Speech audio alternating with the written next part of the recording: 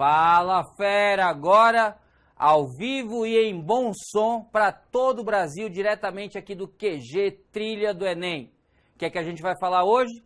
A gente vai falar hoje as principais dúvidas que foram enviadas desde a nossa última live para cá. Lembrando que a gente já tinha se comprometido na live passada de trazer a habilidade 20 como tema e algumas coisas sobre eletricidade. Então, bora aqui para o telão para a gente já começar aqui na caneta. Olha só a dica que a gente vai começar aqui. Habilidade de número 20. Lê bem. Caracterizar. Presta atenção no verbo. Caracterizar é dar as características. Então eu quero as características das causas ou dos efeitos dos movimentos. Atenção, de partículas, que são corpos que a gente não considera as dimensões, substâncias, objetos ou corpos celestes. Então, voltando para mim rapidinho, a gente precisa entender que essa habilidade está falando sobre estudo do movimento no seu aspecto mais amplo. A gente vai estudar tanto a parte de cinemática, que é a parte que se preocupa em equacionar o movimento, sem se preocupar em explicar o porquê dele acontecer ou dele se modificar. E além disso, também a parte de dinâmica, que diferente da cinemática, já se preocupa com o que é que provoca o movimento ou a alteração dele. Não esquecendo que a gente também pode colocar dentro dessa habilidade a parte de gravitação universal, a lei de Newton e as leis de Kepler. Muita atenção porque já foi tema de prova do Enem. Bora começar? Bora começar pelo começo. Vamos falar um pouco de cinemática. Acompanha aí na tela. Quando a gente fala de cinemática escalar, existe uma grandeza que eu vou destacar aqui, olha só. A de aceleração. Quando a gente vai estudar um movimento e esse movimento não tem aceleração, quando a aceleração é igual a zero, o que acontece é que a velocidade do corpo vai ser constante. Então eu vou botar aqui V constante. Anote isso aí. Se a aceleração é igual a zero, é porque a velocidade é constante. E a gente vai ter, então, um movimento que a gente chama de movimento retilíneo e uniforme. E a gente pode resolver todos os problemas de movimento retilíneo e uniforme a partir da função horária do espaço. Posição S é igual à posição inicial S0 mais velocidade vezes intervalo de tempo. Ora, e se você bate o olho, você já sabe que isso vem da definição de velocidade média. A velocidade média que é determinada por ΔS sobre ΔT. Quando a aceleração é diferente de zero, e aí eu vou traçar aqui para a direita uma situação em que a aceleração é diferente de zero, a velocidade não é mais constante, mas a gente pode ter uma classe de movimentos em que a aceleração é constante. Essa classe de movimentos em que a aceleração é constante, a gente chama de movimento, nossa, empolgou aqui, uniformemente variado. No movimento uniformemente variado, há uma mudança na velocidade, mas essa mudança acontece proporcionalmente ao tempo. Então, a velocidade, olha aqui em cima, V, varia de acordo com a expressão V0 mais A ΔT. Então, anote isso aí rapidinho, porque a gente tem do lado esquerdo velocidade média, e quando ela é constante, definindo o movimento retilíneo uniforme, e do lado direito a velocidade variável, só que variando proporcionalmente ao intervalo de tempo, o que caracteriza um movimento uniformemente variado, e com isso a aceleração constante. Dá uma anotada rápida, eu tiro um print aí da tela. Agora que a gente já sabe disso, olha só que bonitinho. Quando você fala de movimento retilíneo uniforme, tudo sai a partir da expressão que a gente já escreveu. S é igual a S0 mais V ΔT. A gente poderia escrever para o T inicial igual a zero, a expressão S igual a S0 mais V vezes T, que é aquela que vocês estão mais acostumados, então eu vou considerar todas as situações partindo de um instante inicial igual a zero. Quando a gente tem um movimento retilíneo uniformemente variado, agora a gente acrescenta aceleração ao movimento. Então tem um termo a mais aqui, olha só.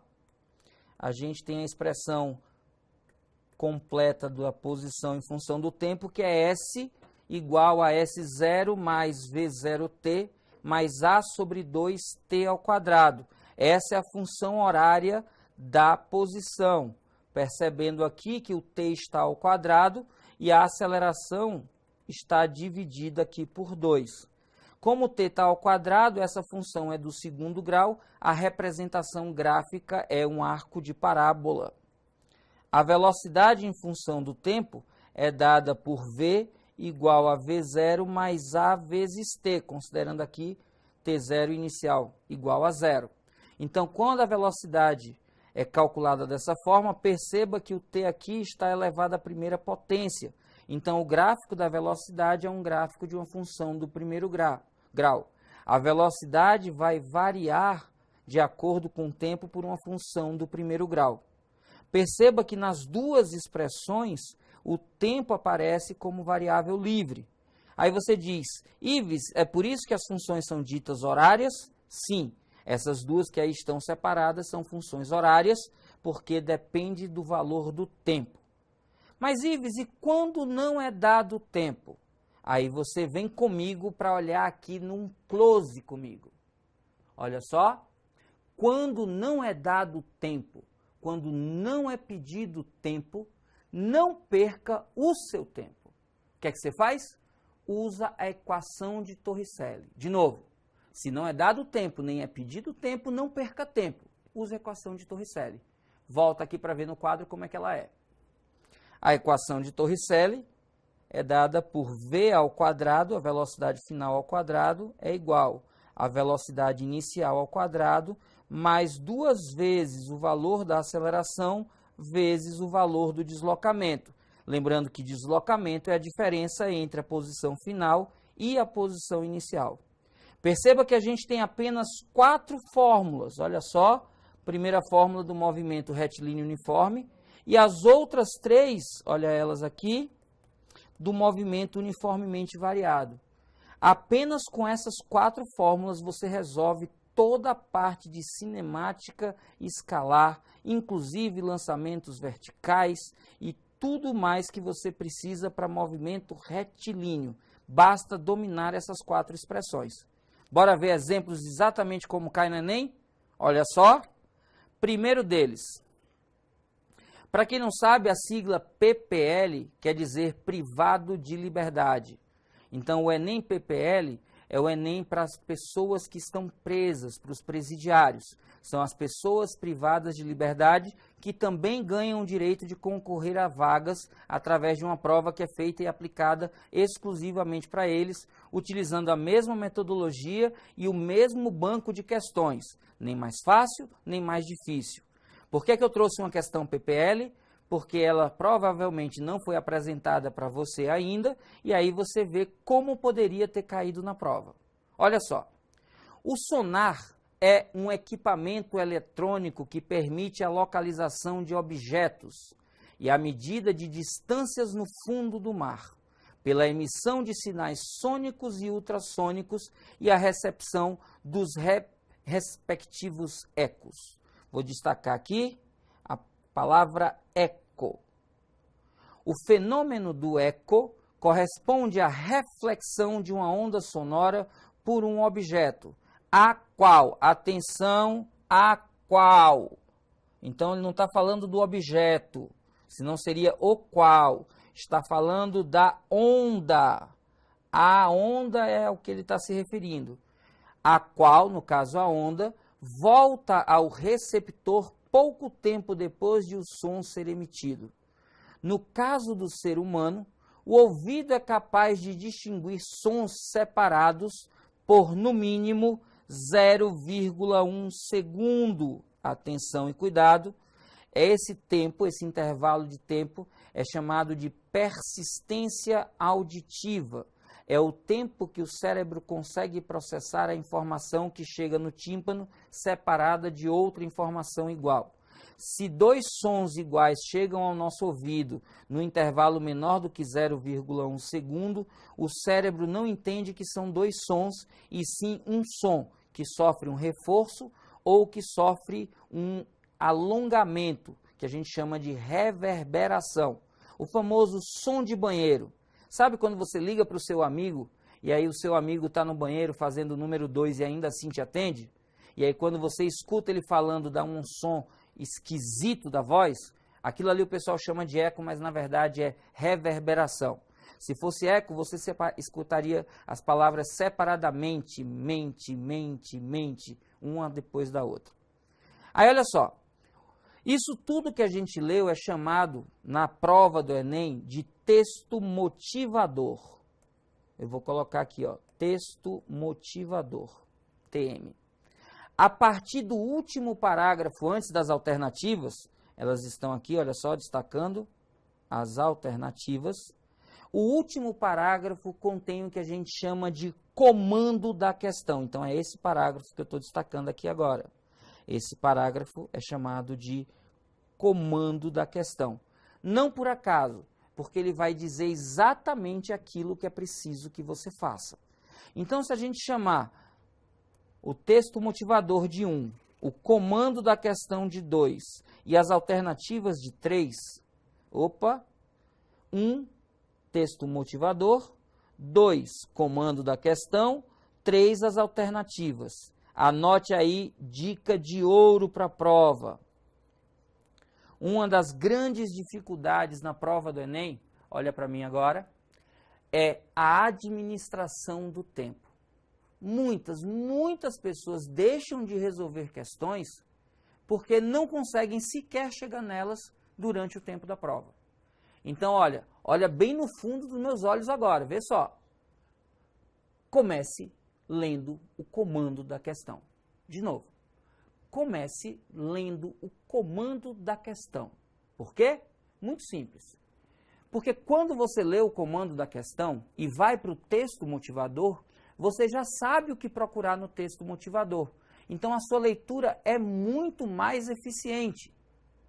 Agora, se você precisa dos dados do texto motivador, é que você volta para ele. Agora, imagina o seguinte, imagina que você leu o comando da questão e o seu repertório já permite que você conheça tudo o que é necessário para a solução. Você só vai ler o texto motivador se quiser. E eu acho que se você não precisar, você pode deixar para ler em casa, porque é importante que você ganhe tempo. Só o fato de fazer você começar a ler o comando da questão vai fazer com que você economize cerca de 30 segundos em cada prova. Imagina o que é isso. 30 segundos em cada questão, desculpa. Numa prova de 90 questões, isso dá 45 minutos. E aí só um minuto que estão me chamando aqui? Eita, que tem bastante gente. Peraí. Deixa eu... Wesley de Recife. Cara, grande abraço para a nação pernambucana. Hashtag Tamo Juntos. Eu sou pernambucano com muito orgulho. A terra que tem o maior bloco de carnaval, tem também o maior São João e o maior canal de física da internet brasileira. Hashtag Tamo Juntos, Pernambuco. Tem também o Eduardo e o Pedro, que estão juntos em Recife. Eita, que só dá Pernambuco. Só dá Pernambuco. Tem também a Ana Mariane, lá do Paraná. Olha, de um extremo para o outro, hein? Do Nordeste lá para o Sul. Um beijo, Mariana. Grande beijo. Chama todo mundo aí do Paraná para vir para a live. E a gente tem também o Vander, da Bahia, aquela terra maravilhosa onde não se nasce, se estreia. Temos aqui no time uma baiana linda de morrer e maravilhosa, que é a Ana. Beijo para você, Ana. A Ana tá mandando um abraço para todo mundo. Vamos embora? Bora continuar? Então, volta para a tela para a gente fazer um exemplo. Então, agora que a gente já sabe que é para ler o comando, bora começar lendo o comando.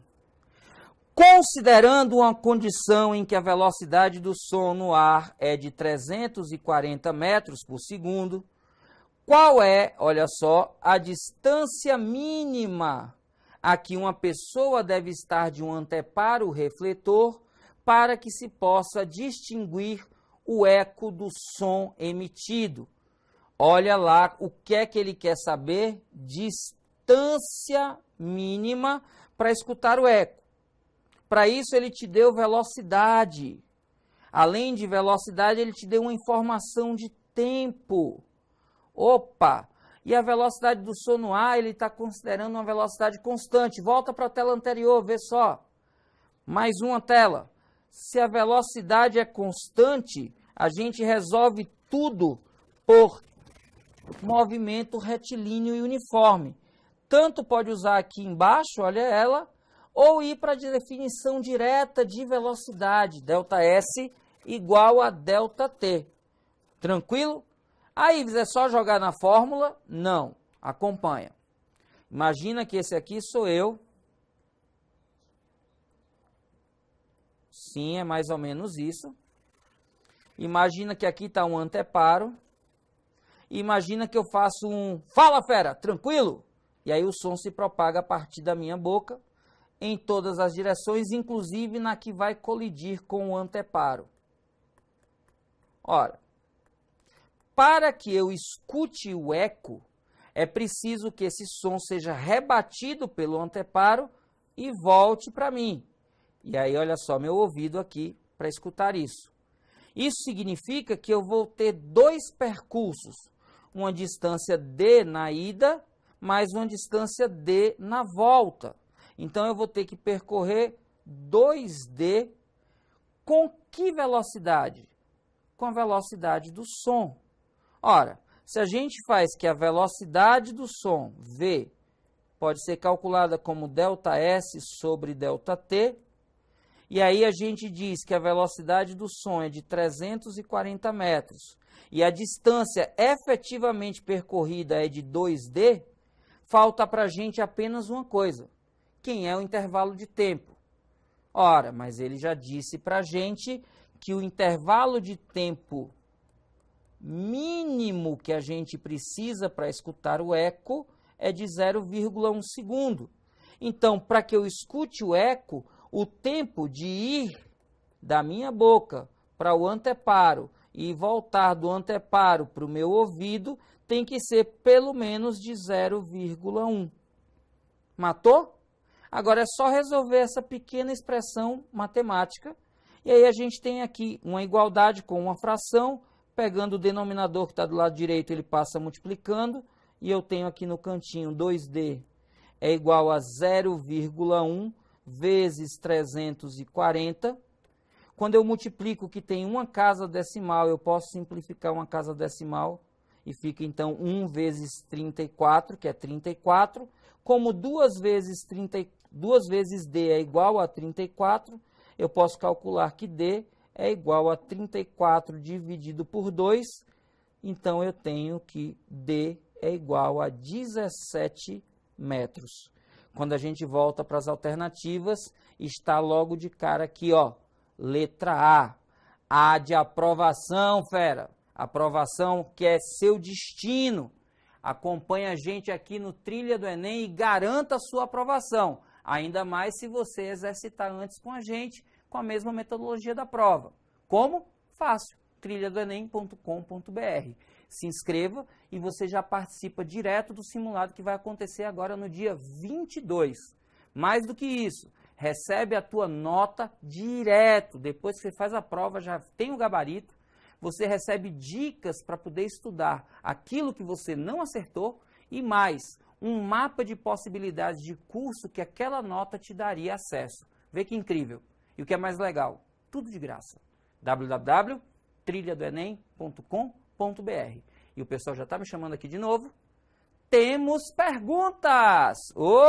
Temos perguntas. Então vem aqui o tablet, 1, 2. Vamos para as perguntas. Está abrindo aqui o documento. Perguntas para o Ives. Ives, como é que você sabe tanta coisa? Simples, estudei bastante, mas estudei com paixão. E aí você diz, cara, mas e como é que eu faço para me apaixonar pela física? Bom, começa se apaixonando pelo professor. Se apaixona, calma, paixão à distância, tá? Aquela paixão platônica. em que você, gostando de mim, gosta do que eu falo, gostando do que eu falo, gosta de estudar o que eu disse. E a partir daí, toda vez que você olhar para o livro, para o material, para uma videoaula, você vai lembrar desse rostinho feliz te dizendo, esse é seu ano, acredite nisso. Tem aqui o Guilherme que mandou do Facebook. Lei da conservação do momento, qual a probabilidade de cair em uma prova do Enem? Guilherme, até agora caiu uma questão falando sobre conservação do momento linear, que era uma questão de um astronauta que tinha uma peça no espaço, que ele jogava a peça para um lado e se deslocava para o outro. Aquela típica questão de massa grande vezes velocidade pequena é igual a massa pequena vezes velocidade grande, você resolvia direto. Agora, já foram cobradas questões usando o momento linear e teorema do impulso.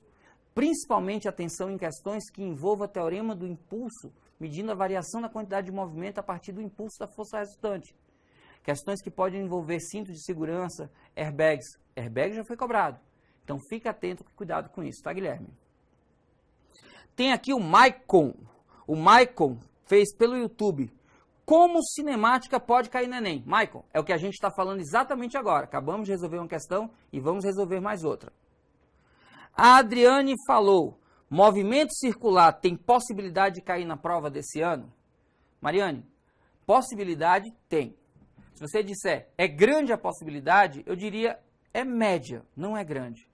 Já caíram questões, principalmente envolvendo questões com transmissão de movimento circular, acoplamento de polias, questões que discutiam, por exemplo, os eixos da bicicleta, a conexão entre o disco maior, o disco menor, o que faz ser mais rápido ou menos rápido o movimento.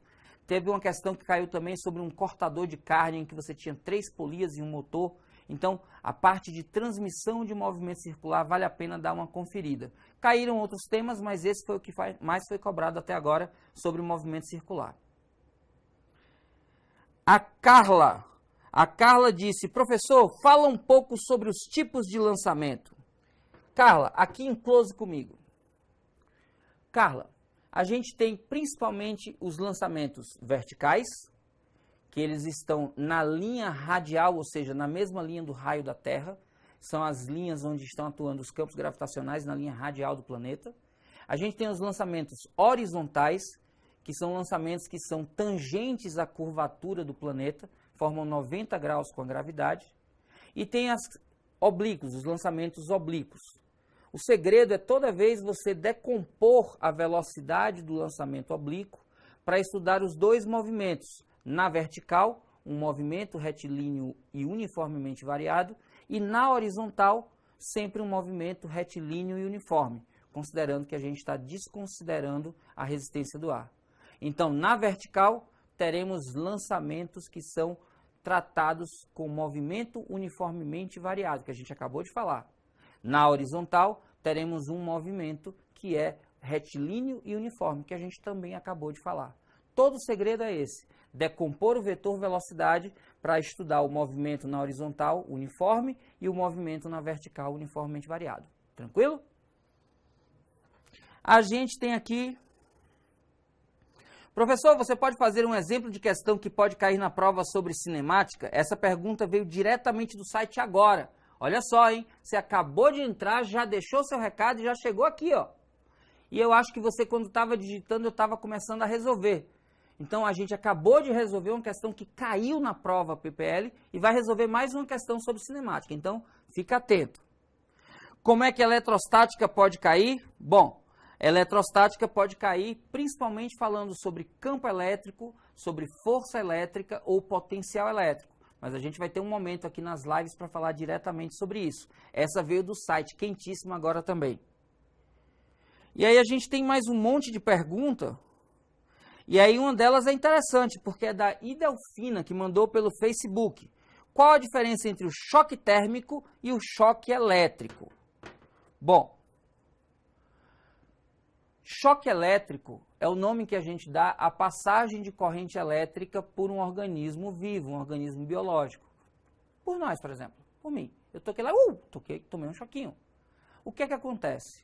Para que você tome um choque, os pontos do seu corpo precisam estar com diferença de potencial.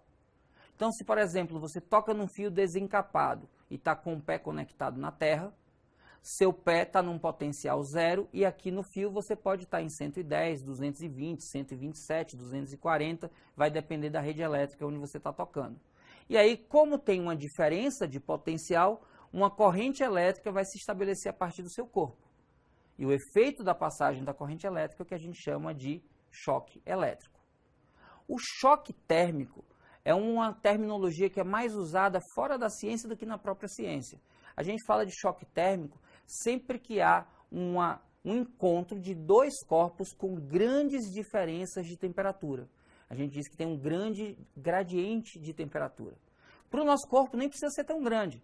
Basta, por exemplo, você chega em casa, coloca o ar-condicionado em 16 graus Celsius, vai tomar um banho e coloca lá a ducha para poder sair água quente, que ela vai sair em torno de 45 a 50 graus Celsius. Lá fora o ar está a 16. A sua pele em contato com a água começa a trocar calor com ela, e embora a temperatura interna dos nossos órgãos esteja em 36,5, por pouco tempo você consegue elevar a temperatura da pele para próximo da temperatura da água. Na hora que você desliga o chuveiro, o seu corpo, numa temperatura mais alta, encontra com o ar numa temperatura mais baixa. E por conta disso, quanto maior esse gradiente, essa diferença de temperaturas, maior é a troca de calor do seu corpo com o ambiente.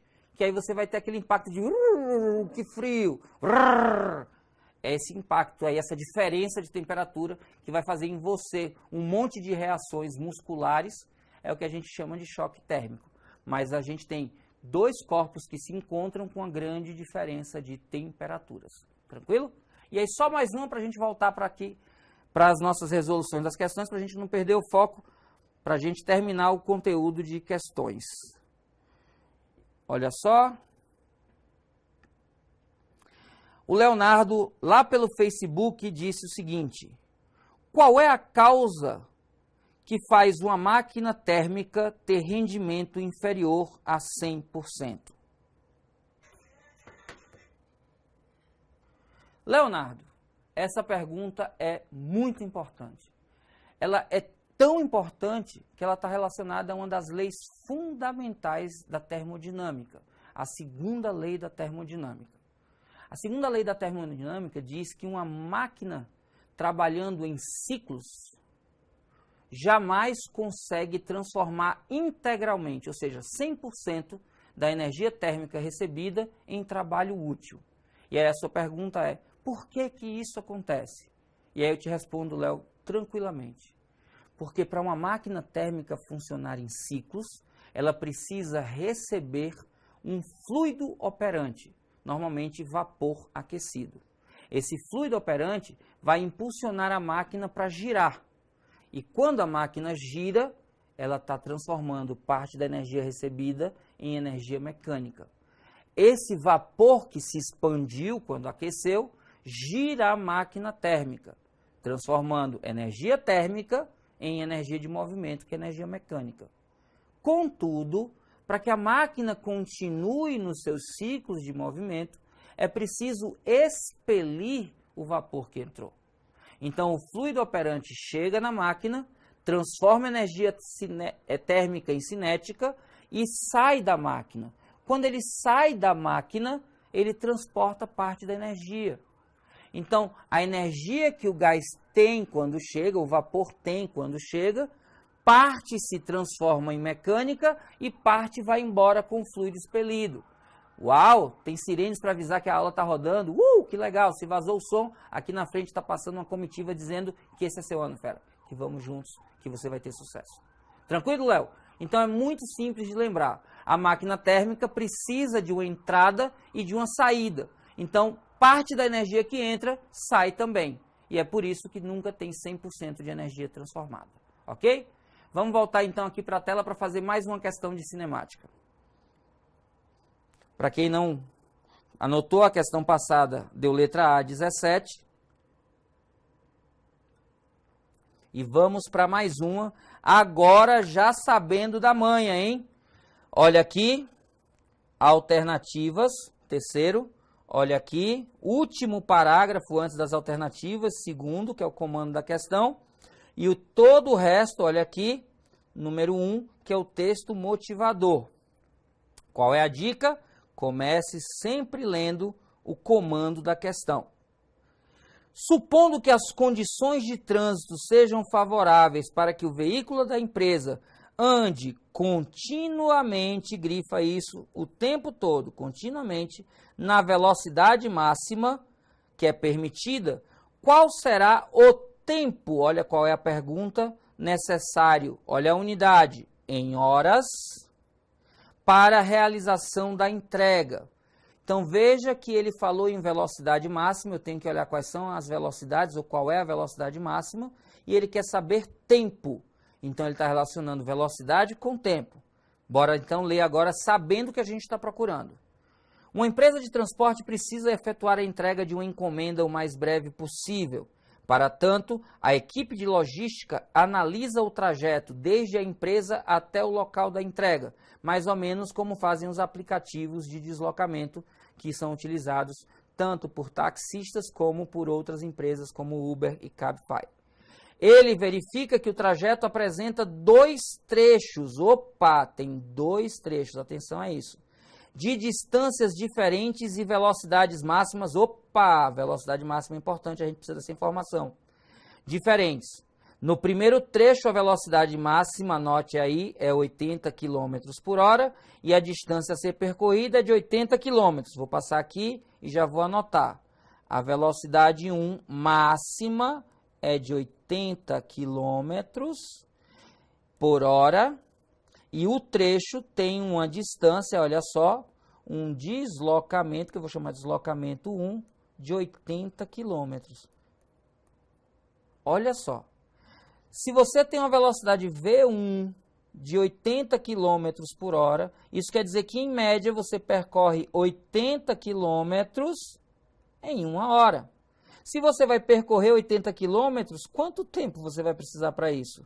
Com a velocidade de 80 km por hora? Isso, 1 hora.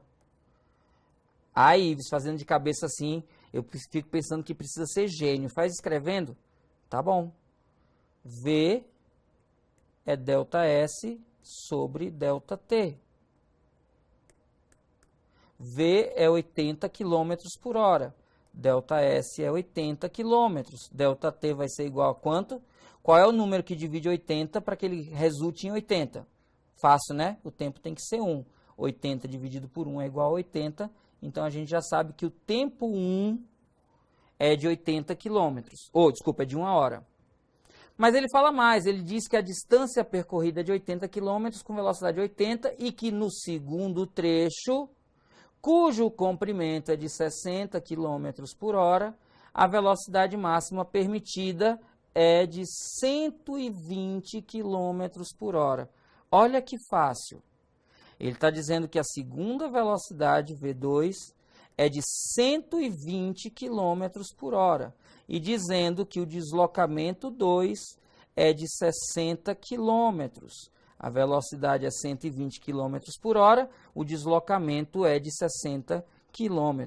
Usando aqui a fórmula ΔS sobre ΔT, a velocidade no trecho é 120, o deslocamento é 60 e o tempo 2 é o que eu quero saber. Ora, ΔT passa multiplicando, 120 passa dividindo, ΔT2 vai ser igual a 60 dividido por 120. Como eu posso simplificar, fica 6 sobre 12. Como 6 é a metade de 12, o tempo 2 é igual a 0,5 horas. Como a entrega precisa percorrer os 2 trechos, olha só, eu saio de um ponto, percorro o primeiro trecho em 1 hora, depois percorro o segundo trecho em meia hora e chego. Ao todo, de um ponto ao ponto final, eu vou ter 1 hora mais 0,5, eu vou ter ao todo um tempo de 1 hora e meia, e essa é a resposta que a gente estava procurando. A alternativa que diz isso para a gente, olha ela assim, ó, coisa fácil, C de coisa fácil. Fácil quando a gente sabe, fácil quando a gente está bem treinado. E não custa lembrar a você que dia 22 agora, dia 22 de outubro, você vai poder treinar com a gente num super simulado gratuito lá no trilhadoenem.com.br. É só ir no trilhadoenem.com.br, se cadastrar e participar do super simulado. Por que é o super simulado? É muito simples. O super simulado é porque, além de fazer as questões, assim que você termina as questões, você já recebe o seu gabarito e a sua nota. Além disso, você vai identificar quais são as suas dificuldades e a linha que você tem que seguir na sua preparação. E o Trilha ainda vai te dar dicas sobre isso. E mais, o Trilha ainda vai posicionar a sua nota e te dizer, olha, com essa nota que você conquistou, você tem grande chance de se encaixar nesse curso, e aí você vê aquilo que está mais alinhado. E quer mais um extra? Muito fácil, vem comigo. O outro extra é que no dia 25, eu e o professor Rafael Procópio, do Matemática Rio, vamos estar aqui, ao vivo, resolvendo as principais dúvidas que você teve durante o simulado. Tranquilo? É muita coisa e tudo isso de grátis. Onde? No trilhadoenem.com.br. Opa, chegou mais dúvida aqui, deixa eu dar uma olhada, hein?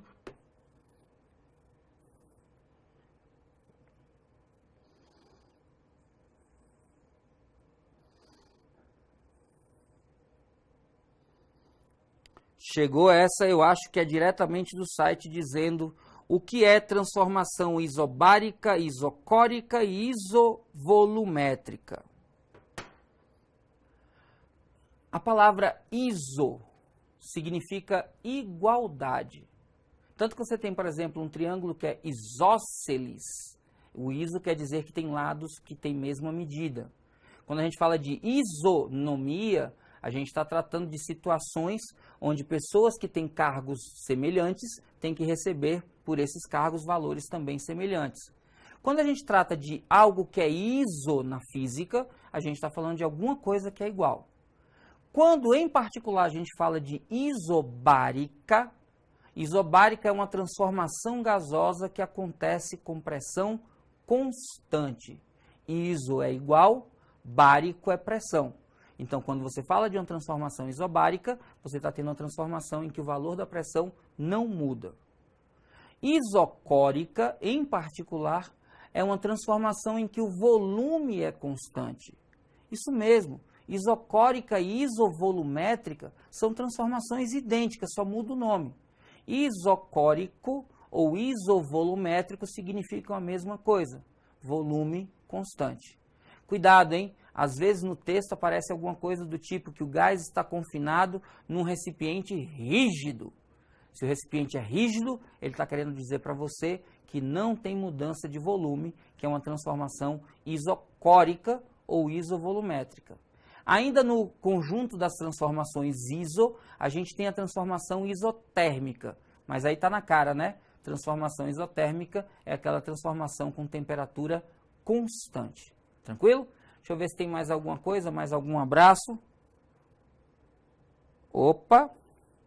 Tá bom, tem dúvida aqui? Vou ver. Mas tem abraço? Ok. Olha só, minha fã número 1 de Alagoas, Monique. Um beijo pra você, meu amor. Logo, logo tô por aí em Alagoas pra gente matar a saudade. Bom ter você aqui na audiência. Valeu. Grande Adreone aqui de São Paulo, isso. Você que é embaixador LQVP, viu? Olha que responsa. Eu sei que esse é seu ano e tô na sua torcida, viu, Andreone? Grande abraço pra você. Deixa eu ver aqui as dúvidas. Olha só que bacana. Professor, diz um exemplo de cada uma das leis de Newton na prática, ou que sejam perceptíveis no nosso dia a dia. Acompanha sobre o que a gente vai falar agora. Não tem aqui o nome, deve ter sido diretamente do site. Agora, quem tinha a questão? Vê só, acompanha aqui no slide, olha só. Todo mundo já anotou, né, a segunda questão. Aí estão os cálculos. Quem não anotou, anota rapidinho, eu tiro um print da tela. Olha só o que a gente vai falar agora. Leis de Newton. E aí, quando a gente fala de leis de Newton, a gente fala de 3 leis de Newton. A gente normalmente esquece que tem uma quarta, tá? Que é a lei da gravitação universal. A lei de Newton, ela trata do que provoca a alteração no movimento ou o porquê de um movimento não se alterar. Bora lá? O segredo aqui é força resultante. Força é um agente físico que está associado à interação entre os corpos. Presta atenção, interação. A ação entre dois corpos que podem provocar mudança no movimento, equilíbrio ou deformação nos corpos. Quando a gente fala de força, a gente pensa logo de empurra, puxa ou deforma.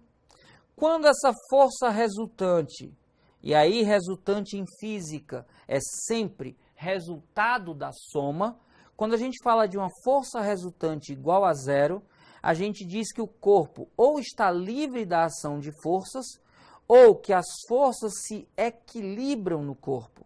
E quando as forças se equilibram no corpo, o movimento do corpo é um movimento em que a velocidade vetorial é constante. Não há mudança na velocidade. Então, a gente tem duas possibilidades. Ou o corpo está em repouso, ou o corpo está em movimento retilíneo e uniforme. Quando a resultante das forças sobre um corpo é nula, a velocidade não se altera, e aí, por isso, o corpo, se está parado, permanece parado, se está em movimento, permanece em movimento em linha reta e com velocidade constante. Por isso, movimento em linha reta uniforme. Atenção! Quando a gente tem a força resultante diferente de zero, e aí olha só, falando de força como uma grandeza vetorial, esse zero aqui na verdade é o vetor nulo. Se a força resultante é não nula, o que é que vai acontecer? A gente vai ter velocidade variando. E aí, se a gente vai ter velocidade variando, aparece a aceleração no corpo, que nesse caso vai ser não nula. Quando a velocidade é constante, a aceleração, vou abrir aqui, ó, a aceleração é nula. Quando a gente tem força resultante diferente do vetor nulo, a gente tem que a aceleração também é diferente de zero. E o que é que implica ter aceleração diferente de zero, Ives? Implica que há mudança no vetor velocidade, ou mudança no módulo do vetor, fazendo o movimento ser cada vez mais rápido ou cada vez menos rápido, ou mudança na direção do vetor, fazendo com que ele mude a trajetória de retilínea para curvilínea, ou ainda mudança no sentido, fazendo ele voltar, ele deixar de ir e passar a voltar. Mas uma coisa que Newton percebeu é que sempre que a massa é constante, anota isso aí, sempre que a massa é constante, atenção, e que o corpo tem dimensões desprezíveis, ou seja, quando você tem uma partícula, e essa partícula está observada em um referencial chamado de inercial, ou seja, um referencial sem aceleração. Se a gente tem um referencial sem aceleração, que é um referencial inercial, uma partícula de massa constante em movimento, a gente tem que a aceleração do corpo é diretamente proporcional à força resultante. E a gente pode escrever isso através da expressão força resultante é igual a massa vezes aceleração. Do lado esquerdo, a gente tem a primeira lei de Newton, que é chamada de princípio da inércia. E do lado direito, a gente tem a segunda lei de Newton, que é chamado de princípio fundamental. Ué, Ives, por que a segunda é que é um princípio fundamental? Porque se a gente substituir, aqui é diferente de zero, tá? Se a gente substituir aqui no valor da aceleração, que a aceleração é nula, eu tenho que esse produto sendo nulo, a força resultante vai ser nula e a gente cai aqui na primeira lei. Então, a primeira lei do movimento, a primeira lei de Newton, ela é, na verdade, um caso particular da segunda. Então, é a segunda lei que é fundamental. Tira um print disso aí ou anota rapidinho. Voltando para mim agora, foi pedido para falar sobre exemplos práticos disso. Olha só. Quando a gente trata de inércia, a gente pode pensar em o que é que acontece quando você está dentro de um ônibus e desligado, por exemplo. Você está lá sacolejando no ônibus, indo para a facul, e aí de repente você se descuida, alguém aparece na frente do ônibus, o ônibus freia de uma vez e você tem aquela sensação de ser arremessado para frente do ônibus. Na verdade, o que aconteceu ali é que o ônibus parou, mas você não. Se uma força não foi aplicada diretamente em você para parar o seu movimento tende a se perpetuar. Esse é o efeito da inércia. Se você está parado e de repente o ônibus arranca, você tem uma sensação de ser jogado para trás. Quando na verdade o que está acontecendo é que seus pés acompanharam o ônibus, mas o resto do seu corpo não. Porque a tendência do seu corpo era permanecer em repouso, a não ser que uma força resultante não nula atuasse sobre você. Então, a primeira lei e o busão tem tudo a ver. Mas também tem a ver o que acontece com a gente quando a gente, por exemplo, está num movimento circular. Num parque de diversões, num carrossel, quando você está em algum brinquedo que gira, você tem a sensação de estar sendo jogado para fora o tempo todo. Por que isso acontece? Porque a tendência dos corpos é se permanecer em movimento em linha reta com velocidade constante. Então, se a trajetória é circular, o tempo todo você tende a sair pela tangente em linha reta, por conta da inércia. A segunda lei, que é a força resultante é igual a massa vezes a aceleração, como você está vendo aqui embaixo agora para mim, ela fala sobre a proporcionalidade que existe entre a força aplicada e a aceleração produzida. Isso para uma massa constante. Então, volta de novo para mim.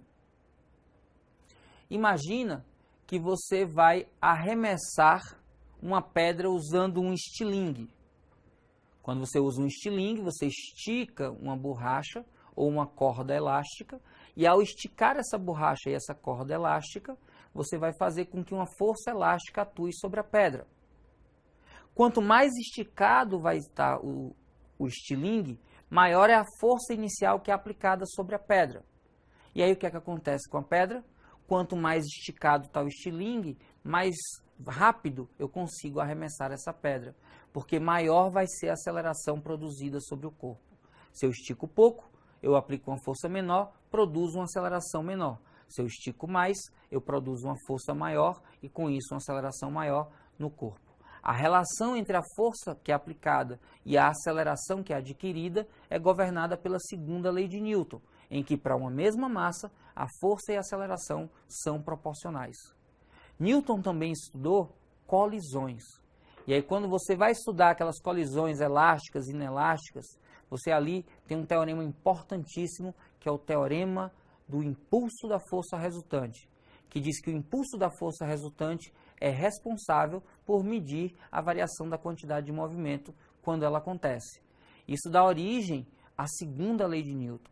Então, força é igual a massa vezes aceleração é válido quando a massa é constante. Se a massa não é constante, você tem que lembrar que o impulso da força resultante é igual à variação da quantidade de movimento. Ou ainda, que a força média é igual à variação da quantidade de movimento no tempo. Tranquilo? Então a gente já falou da primeira lei, já falou da segunda lei, e aí eu quero falar com vocês sobre a terceira lei. A terceira lei de Newton diz claramente que as forças nunca acontecem sozinhas. Por isso que, por definição, força é uma interação. É uma ação entre, sempre dois. Então, quando você fala de força, você fala de par de forças. Dois corpos A e B estão interagindo e surge um par de forças. E esse par de forças tem a mesma intensidade, ou seja, se eu aplico uma força de 10 newtons, aparece uma segunda força de 10 newtons. Se eu aplico uma força de 50 newtons, aparecem duas forças de 50 newtons, sempre o mesmo valor. Além disso, eles têm também a mesma direção, ou seja, estão na mesma linha. Se eu aplico uma força horizontal, vai aparecer uma segunda força horizontal. Se eu aplico uma força vertical, vai aparecer uma segunda força vertical. Se eu aplico uma força inclinada, vai aparecer uma segunda força inclinada. Então tem mesmo módulo, mesma direção e tem um sentido contrário. Se uma força é feita na horizontal para a sua direita, uma outra força é feita no sentido contrário, para a sua esquerda. Mas uma coisa que é muito muito importante é que essas forças são aplicadas em corpos diferentes. De novo, olhando para mim. Essas forças são aplicadas em corpos distintos. Se A faz força em B, a força que A faz em B tem o mesmo módulo da força que B faz em A. Tem a mesma direção da força que B faz em A. Tem o sentido oposto da força que B faz em A. Mas a força que A faz, faz em B. E a força que B faz, faz em A. São em corpos diferentes. E é por isso que, embora tenham módulos iguais, direções iguais, os efeitos da força podem ser diferentes. Olha só na câmera aberta aqui. Imagina que eu saio correndo e encontro com alguém, colidiu em mim. Na hora que a gente colide, eu tenho aqui um corpo A, tenho aqui um corpo B, e A e B estão interagindo. A faz força em B, digamos, eu faço força no corpo da pessoa, e B faz força em A. B faz força no corpo, no caso, no meu corpo. Dependendo das nossas massas e também da deformação dos nossos corpos, eu posso simplesmente sentir uma pancadinha, pum. E se a outra pessoa for muito leve, ela vai fazer alguma coisa do tipo, pá, e vai bater lá do outro lado da parede. Quando há uma colisão de uma massa grande com uma massa pequena, as forças trocadas são iguais, mas as acelerações produzidas não, porque as forças têm mesmo módulo, mas são aplicadas em corpos diferentes. Então agora bora fazer uma lembrança geral. 1. Todo corpo livre da ação de forças tende a permanecer em repouso se estiver em repouso e a permanecer em movimento em linha reta se estiver em movimento. Quando um corpo de massa constante está com um referencial sem aceleração e tem dimensões desprezíveis, esse corpo sujeito à ação de uma força resultante não nula terá uma aceleração que é proporcional a essa força. Força é igual a massa vezes aceleração. E terceiro, a força de interação está sempre conjugada, é junto, aparece ao mesmo tempo com a força de reação. Temos sempre pares de força, ação-reação. A faz força em B, B faz força em A. Não existe força feita por alguém que não seja feita em alguém ou em algo. E não existe força que não tenha o seu par de reação. Atenção! E a força resultante, Ives? A força resultante não é uma força, ela é um resultado de forças. Então eu pego a força peso normal, força de atrito, força elástica e qualquer outra força agindo no corpo, e esse conjunto de forças tem um resultante. Aí sim, esse é o resultado da ação das forças. Ok? Muito cuidado com isso. A força resultante não é uma força, é o resultado do conjunto de forças aplicadas no corpo. Não há força aplicada que não tenha uma reação associada a ela. Bora ver questões sobre isso? Então acompanha aí no slide. Mais uma questão PPL, momento da bebidinha de água. A gente já sabe que é para a gente começar aqui com o comando, que está bem pequenininho, que diz assim. Posteriormente, Newton confrontou a ideia de Aristóteles sobre o movimento forçado através da lei da... Opa! Bora ver aqui o que tem a ver com Newton. Newton falou sobre inércia? Falou. Newton falou sobre ação e reação? Falou. Newton falou sobre gravitação universal? Falou. Mas ele falou sobre conservação de massa e conservação de energia? Falou não. Então eu já descarto esses três aqui, ó. Esses dois, na verdade. Bora ver o que é que o texto fala que a gente pode relacionar com um dos três, A, B ou C. Segundo Aristóteles, uma vez deslocados de seu local natural, os elementos tendem espontaneamente a retornar para ele, realizando movimentos chamados de naturais. Já em um movimento denominado forçado, opa, isso aqui já tem a ver com o que a gente leu lá no comando, um corpo só permaneceria em movimento quando ou enquanto houvesse uma causa para que ele ocorresse. Cessada essa causa, o referido elemento entraria em repouso ou adquiria um movimento natural. Olha só, está dizendo que cessada a causa, e aí a gente chama essa causa por conta de movimento forçado, a gente chama essa causa de força. Cessada a força, o referido elemento entraria em repouso ou adquiriria um movimento natural. Atenção, isso era o que Aristóteles propunha. Aí diz, posteriormente Newton confrontou, se pôs de frente a essa ideia. Olha só, Newton não concordou com a ideia de Aristóteles, pelo contrário, ele propôs algo diferente ao movimento forçado. E o que é que Newton fala sobre movimento? Newton diz para a gente que, livre da ação de forças, o corpo, se em repouso, permanece em repouso, se em movimento, permanece em movimento retilíneo uniforme. E isso é diferente do que diz lá Aristóteles, que se cessasse a força, ele tenderia para o repouso. A gente sabe que, na verdade, quando há atrito do ar ou da substância em contato com o corpo, esse atrito é uma força e é essa força que faz o corpo parar. Aristóteles não tinha consciência da existência dessa força. Então, o que acontece é que, para Aristóteles, quando ele jogava um corpo sobre o solo, o corpo parava na hora que deixava de aplicar força sobre o corpo. Mas não.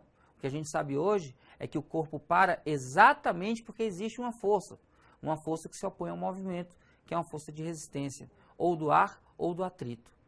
Quando o corpo está livre das forças, e o primeiro a trabalhar com isso foi Galileu, depois Newton consolidou a ideia de Galileu, quando o corpo está livre da ação de forças, ele tende a perpetuar o seu estado de movimento. Se em movimento, permanecer em movimento retilíneo uniforme, e se em repouso, permanecer em repouso. Isso é a lei da inércia. Então, volta para o texto. Onde é que está a lei da inércia? A lei da inércia está na letra A. Então, o contraponto que Newton fez foi o da letra A. Inércia. A de quê, fera? A de aprovação. Aprovação que é o seu destino. E para ter aprovação, olha para cá. Para ter aprovação, você precisa treinar. Você precisa estudar aquilo que você sabe menos. Você precisa identificar quais são as suas fortalezas, quais são as suas fraquezas. E tudo isso você consegue, de graça, no simulado do Trilha do Enem, que vai acontecer agora, já, dia 22 de outubro. E nesse simulado, além de fazer as questões, você vai receber no final do simulado os seus acertos e erros, você vai receber orientação sobre o que estudar naquilo que você errou.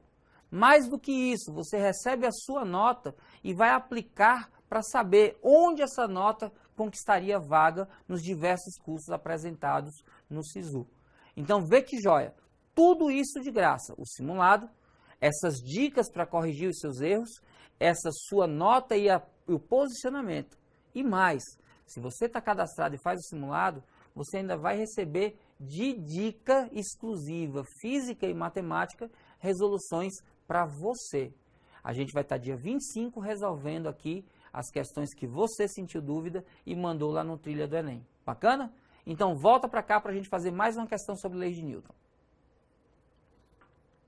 Olha só, mais uma questão PPL. Bora ler? Lembrando, dá uma olhada no argumento da mãe. Por que, Ives? Porque a gente começa sempre lendo o comando da questão. E o que é que diz o comando da questão aqui no último parágrafo antes das alternativas? Qual argumento a mãe utilizará para apontar erro, atenção, na interpretação do garoto? No texto motivador, o garoto deve ter comentado alguma coisa e comentou erradamente. Pausa para a água. Então, se comentou, a gente vai ter que identificar o que é que está errado e como a mãe poderia dizer para ele: filho, é o seguinte, cara, vai lá no Trilha do Enem, estuda física porque você se enganou.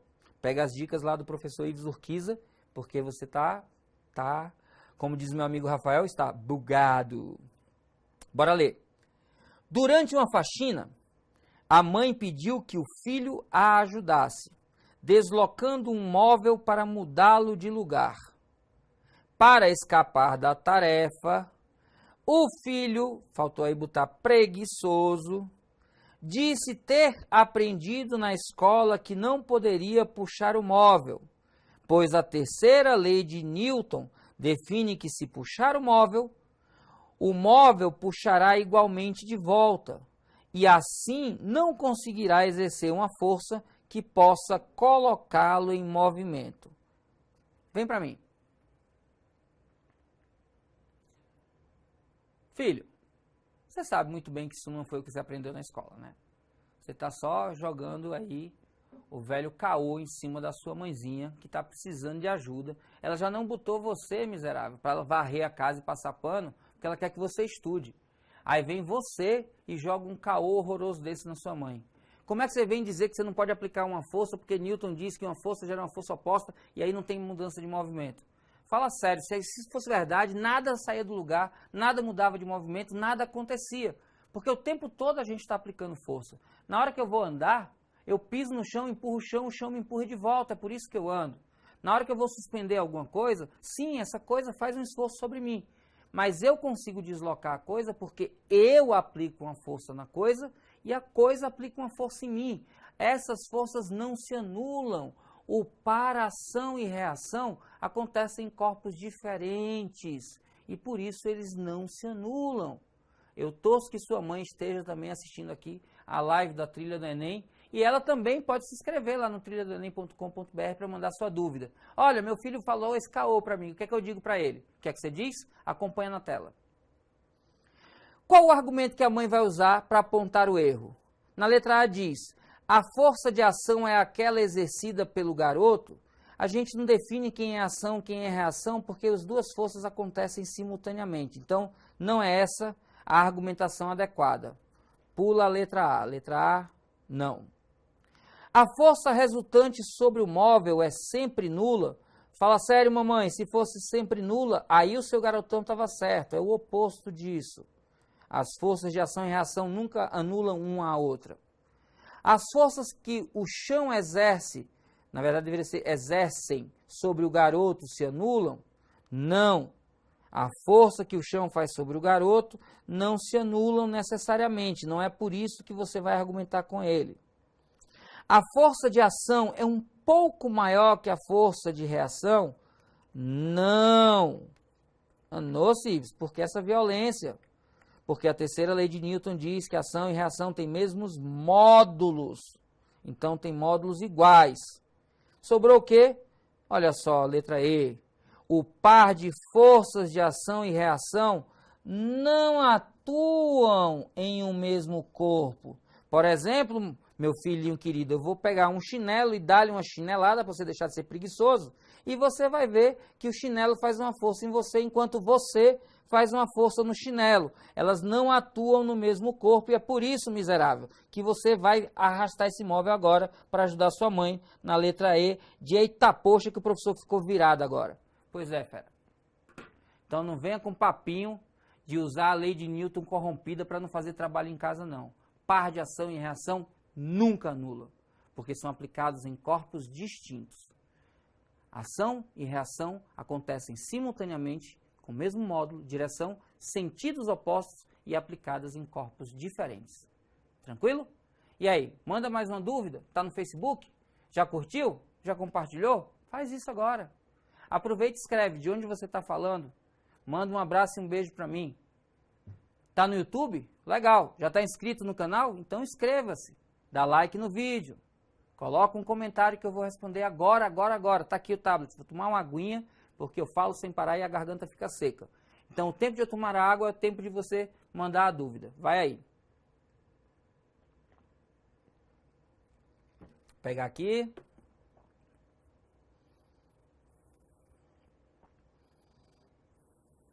Opa! Grande mestre Idelfrânio, meu querido, grande mestre, grande professor aí do Ceará, de Fortaleza, estaremos juntos a partir de amanhã, hein? Tô chegando, Ceará, me aguarde, amanhã eu tô por aí. Grande abraço, meu querido. Deixa eu ver aqui, já falei.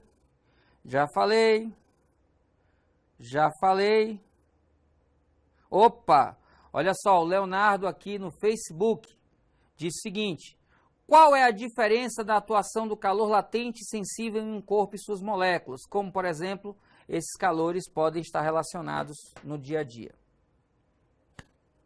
Léo, sensível é o nome que a gente dá ao efeito do calor, onde há mudança na temperatura da substância. Então, se está acontecendo mudança na temperatura, a gente diz que tem calor sensível envolvido. Se diferente disso, você tiver mudança no estado físico, passagem de sólido para líquido, de líquido para vapor, ou o contrário, de vapor para líquido, de líquido para sólido, ou ainda de sólido direto para líquido, ou de sólido direto para vapor, ou de vapor direto para sólido, mudança de estado físico, a gente diz que tem calor latente. Mas muita atenção, calor é calor. Calor é energia em trânsito, é o processo de troca de energia que acontece por diferença de temperatura entre as substâncias. Imagine a seguinte situação, além de substâncias também entre corpos. Imagine a seguinte situação, um copo de água que está na temperatura ambiente, digamos 30 graus Celsius, porque aqui o ar-condicionado não pode ficar funcionando, porque senão dá problema no microfone e a gente fica pingando de suor. Vocês não podem ver, mas tem uma toalhinha aqui pra gente, ó. De vez em quando você escuta esse barulhinho enquanto eu tô falando, eu tô me enxugando para não ficar tão feio na tela. Então, tô aqui com a minha aguinha. Imagina que alguém faz a gentileza de trazer gelo. E aí eu coloco o gelo misturado com água. É a mesma substância em duas fases. O gelo, ele muda de estado físico, derretendo, quando ele está a 0 graus Celsius de temperatura.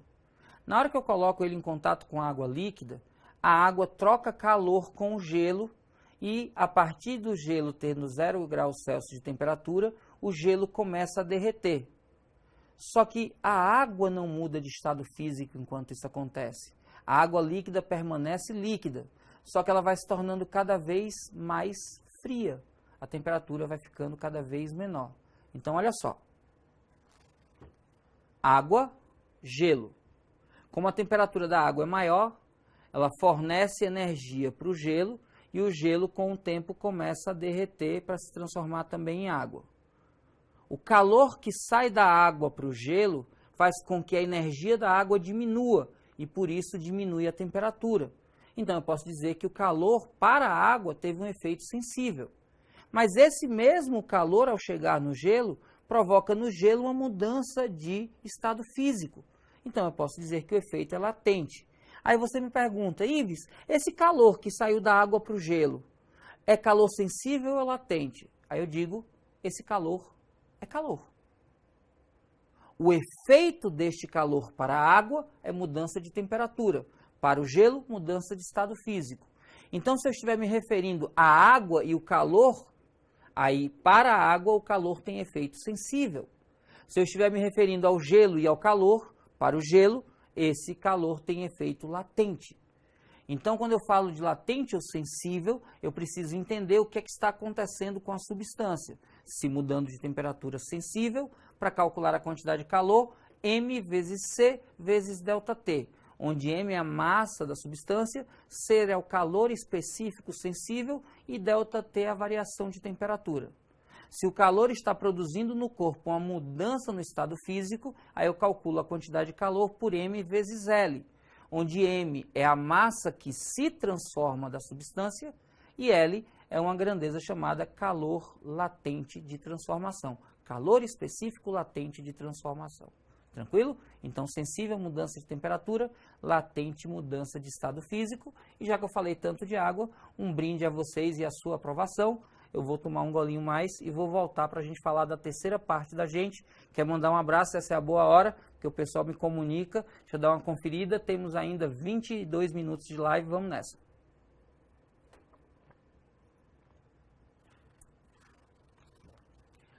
Felipe de São Gonçalo, no Rio de Janeiro, meu querido. Tive aí no Rio de Janeiro segunda-feira. Grande terra, gente maravilhosa. Dá uma olhada nas minhas redes sociais, tem umas fotos bem bacanas que eu tirei aí no Rio. Eita. Jéssica de Uberlândia. Uberlândia fica em Minas Gerais, não é isso, Jéssica? Terra de gente bonita, gente do bem, terra muito legal e que uma parte da minha família se mudou para aí. Qualquer dia desse estou aparecendo, hein? Nunca fui em Uberlândia. Fala com o pessoal da tua escola para me chamar, que chamou eu tô facinho, hein? Chamou eu vou.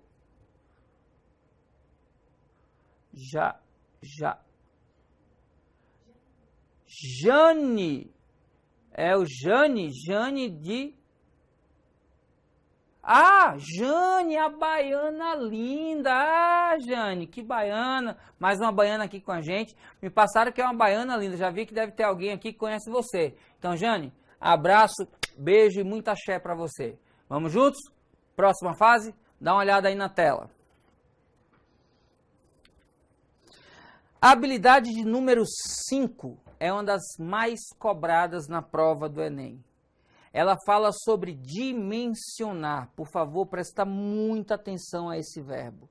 Dimensionar dispositivos e circuitos elétricos de uso cotidiano. Se vai dimensionar, não tem jeito. Vai ter que saber fazer continhas. Isso. Vai ter que saber usar fórmula. Vai ter que saber as fórmulas de memória. Acabou essa história. Ah, não, porque no Enem não tem memória, é só raciocínio. Inteligência tem vários componentes e um desses componentes é a memória. Nunca esqueça disso. Então, olha para mim. Sim, você vai precisar saber um número mínimo de fórmulas e como manipulá-las para resolver as questões. Ives, me desespero, são muitas? Não, são bem poucas. Anota que eu vou colocar aqui no quadro para você, vê só. Primeiro você tem aqui que saber relacionar P, que é a nossa potência elétrica, R, que é a nossa resistência elétrica, U, que é a nossa diferença de potencial, e I, que é a nossa intensidade de corrente elétrica. Potência elétrica no Sistema Internacional de Unidades é dada em watts. Resistência elétrica no Sistema Internacional de Unidades é dada em ohms. Diferença de potencial é dada em volts. E intensidade de corrente elétrica é dada em ampere. Então, potência, resistência, diferença de potencial e intensidade de corrente. P de potência, lembre de P de produto. E aí você vai multiplicar U vezes I. P é potência e você obtém pelo produto de U vezes I. R, lembre de resistência, mas lembre também de razão. R, por definição, é a razão entre U e I. P de produto, produto entre U e I. R de razão, razão entre U e I. Se você souber usar essas duas fórmulas, você consegue resolver a maior parte das questões que caem de eletrodinâmica na prova do Enem. Tudo que fala de dispositivos elétricos vai estar relacionando ou potência, ou diferença de potencial, ou intensidade de corrente, ou resistência. Tem uma última coisa que é a energia elétrica, mas aí a gente vai ter um tópico especial para falar sobre ela depois. Por hora, você vai lembrar de potência, P, P produto, produto entre U e I. E lembrar de resistência R, resistência razão, U sobre I. E mais, presta atenção agora, hein? Se você fizer um mnemônico aqui, ó, só para você lembrar, o triângulo de Rui, R é a razão entre U e I. Então, eu tenho R igual a U dividido por I. Se você esconder o I aqui e olhar só para as outras duas, você tem U sobre R. E se você olhar para o U é resultado de R vezes I. Claro que você não precisa se preocupar em memorizar 3 fórmulas, porque elas são só a manipulação algébrica da definição. R é igual a U sobre I. Mas lembra, R, razão, R, resistência, R, razão entre U e I. Outra coisa, potência é igual a U vezes I. Mas se você não tiver o valor de U, olha como vale o U aqui. Então, você tem que P é igual a R vezes I multiplicado pelo I. Então, você tem que P é igual a R vezes I ao quadrado. Se você não tiver o valor do I, olha o valor do I aqui, ó, é U sobre R. Então, eu tenho que P vai ser U que multiplica U sobre R. Vai ser P é igual a U ao quadrado sobre R. Atenção! Essa primeira expressão mostra que se o I é constante, e o I é constante quando você tem resistores em série, se o I é constante, P é diretamente proporcional a R. Se a resistência é maior, a potência é maior. Então, quando você tem resistores em série, o resistor de maior resistência vai dissipar a maior potência. Agora, quando você olha para essa segunda expressão, veja que tem U. Quando U é constante, o R está no denominador. Então, se o R aumenta, a potência diminui. Então, se o U é constante, a potência e a resistência são inversamente proporcionais. Muita atenção e cuidado com isso. Olha bem para essa fórmula, anota ela, tira print da tela e agora vem para cá comigo. Nas casas da gente, as ligações de todos os aparelhos costumam estar em paralelo.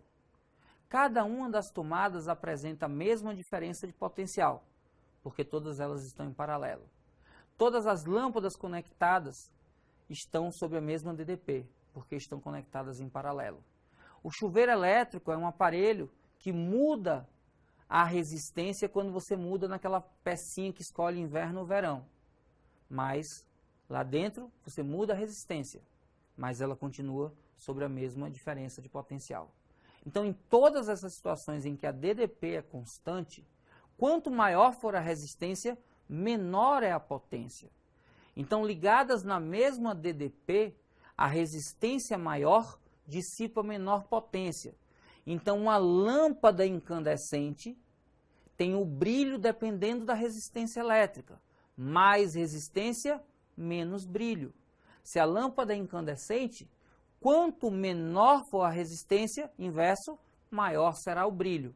Então, menos resistência, mais brilho. Mais resistência, menos brilho. Se a gente está falando de chuveiro elétrico, e anota isso aí, que muita gente confunde. Olha só, quando você tem um chuveiro elétrico, a água vai sair mais quente quando a resistência do chuveiro for menor.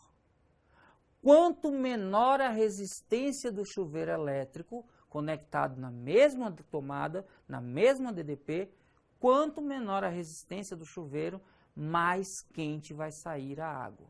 Muito cuidado com isso. Se a DDP é a mesma, mais resistência, menos potência. Se a DDP é a mesma, menos resistência, mais potência. Tranquilo? Então volta para a tela.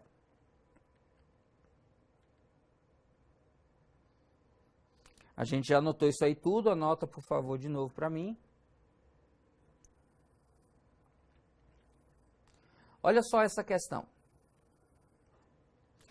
Todo carro... Opa, aí, você mandou começar pelo comando. É verdade, bora para o comando. É porque esse comando tá grandão, olha só o tamanho dele. Um farol usa uma lâmpada de gás halogênio de 55 watts de potência, que opera com 36 volts. Os dois faróis são ligados separadamente com um fusível para cada um. Grifar aqui fusível para te explicar o que é um fusível daqui a pouco. Mas, após um mau funcionamento, o motorista passou a conectá-los em paralelo. Opa, em paralelo, mesma DDP, olha aqui, 36 volts.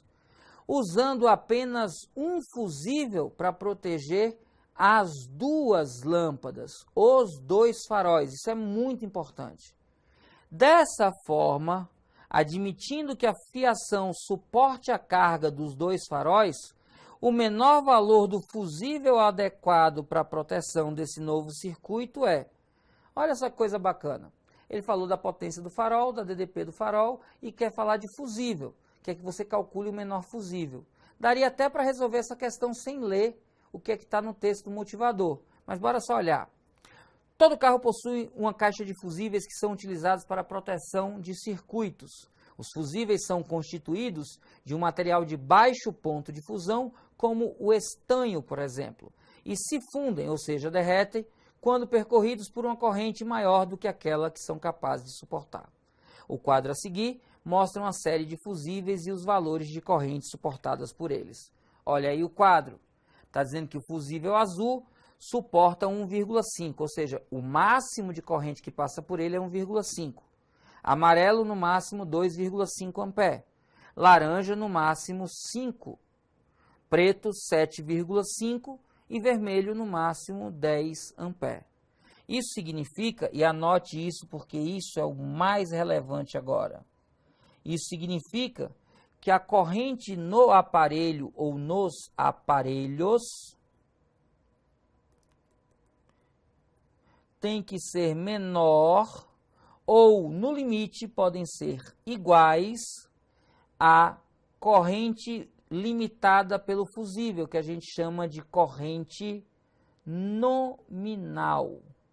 Nominal vem de nome, nominal vem do quanto esse fusível tem, porque a gente diz assim, me dá um fusível de 1,5, a gente está dando o nome do fusível.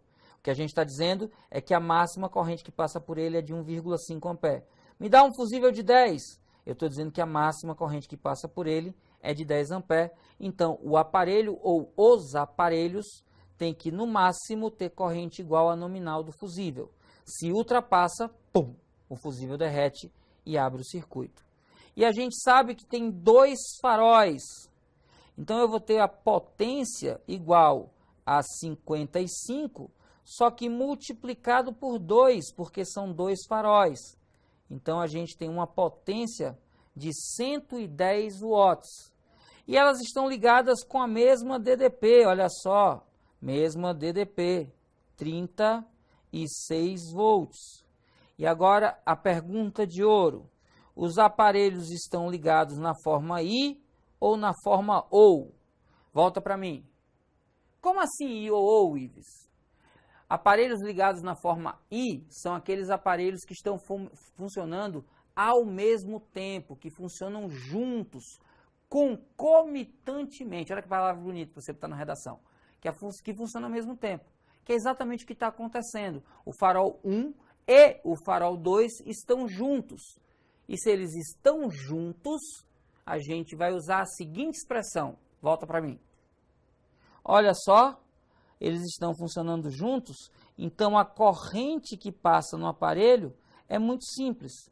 É só calcular a potência total e dividir pela DDP. Ora, potência total é 110. A DDP é 36. Isso vai dar aproximadamente 3, quase 3,1. E essa é a corrente do aparelho. Então, eu preciso ter esse valor menor do que o valor nominal. Pode ser de 1,5? Não. Pode ser de 2,5? Não. Tem que ser maior do que 3,1.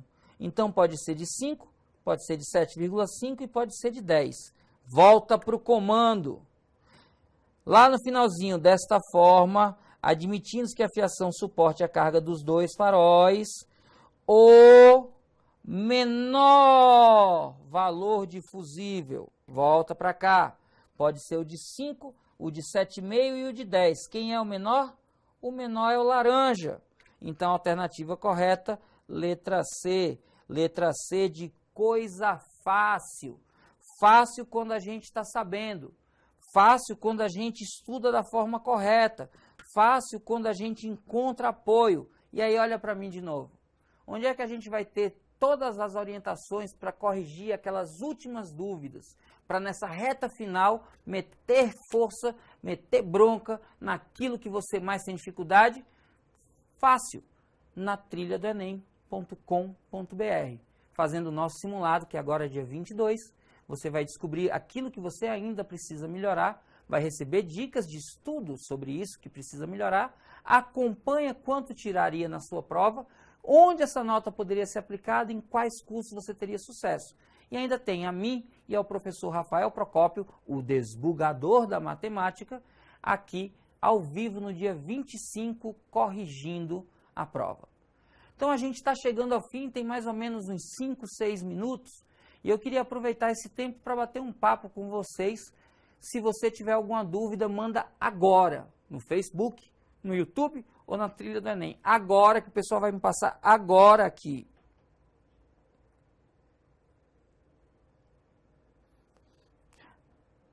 Ah, que bacana! Oh, sabe quem está com a gente agora? O grande mestre e professor Rafael Procópio. Um grande abraço para você, meu querido. Semana que vem é você aqui, né? Então, venha desbugar com a sua mão abençoada pelo Papa. Lembrando que, além do professor Rafael Procópio, teremos na sequência a aula com a professora Pamba e também com o meu querido amigo professor Walter Sola. Todos nós concentrados para que na reta final para o Enem você possa tirar todas as suas dúvidas.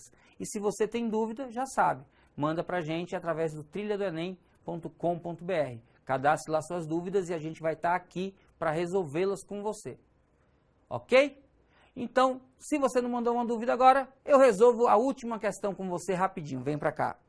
Olha só. Quando ocorre um curto-circuito em uma instalação elétrica, como na figura, a resistência elétrica total do circuito diminui muito, estabelecendo-se nele uma corrente muito elevada. O superaquecimento da fiação, devido a esse aumento de corrente elétrica, pode ocasionar incêndios que seriam evitados instalando-se fusíveis e disjuntores que interrompem essa corrente quando a mesma atinge um valor acima do especificado, que é o chamado valor nominal.